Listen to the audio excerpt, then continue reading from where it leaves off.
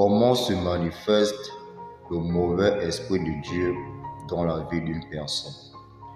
Que tu sois chrétien, que tu sois mondain, tu dois savoir que Dieu a aussi un mauvais esprit. Son mauvais esprit se manifeste dans la vie d'une personne à travers l'orgueil, l'arrogance, le mépris, la méchanceté du cœur, des pensées, une personne perverse, adultère, en un mot, qui est dans la méchanceté. Car aux yeux de Dieu, bien sûr que l'on dit que Dieu est un Dieu d'amour, lent à la colère, riche en bonté, etc. Mais il a aussi un mauvais esprit qui est un de ses meilleurs outils afin de détruire l'homme. Ici, je te prends l'exemple de Saül. Saül qui était le roi d'Israël en son temps. Selon la parole de Dieu, Dieu avait utilisé son mauvais esprit afin d'écarter Saül de son trône. Pourquoi? Parce que Saül était devenu orgueilleux, arrogant, vu aux horloges que lui attribuait le peuple d'Israël. Et cela avait attiré la colère de Dieu. Et c'est la raison pour laquelle Dieu avait choisi David, qui répondait à ses atouts, vu que l'on dit que David avait le cœur de Dieu.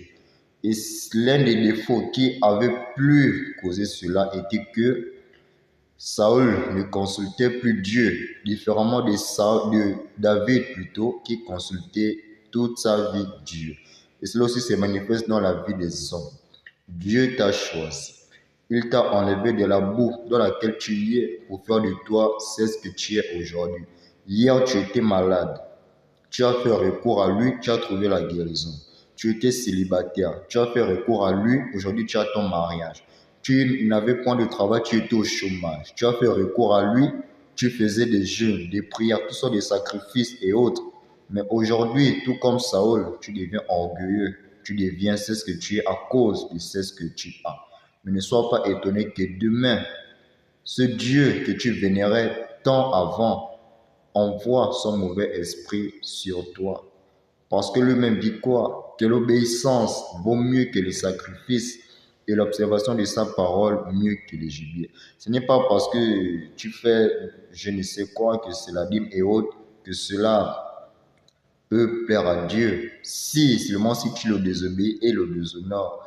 Mais si tu l'obéis et le consultes, donc tu fais toujours recours à lui malgré ce que tu es aujourd'hui, son amour éternel, sa bonté, sa fidélité demeurera toujours sur toi. Donc le mauvais esprit de Dieu se manifeste dans la vie d'une personne lorsque cette personne devient au-dessus de Dieu lui-même en l'oubliant et en voyant que c'est désormais lui, donc toi qui es au-dessus. On lui-même le dit que celui qu'il abaisse ceux qui s'élèvent et que ceux qui s'élèvent, il leur rabaisse. Donc, c'est apprendre ou apprendre. Ciao.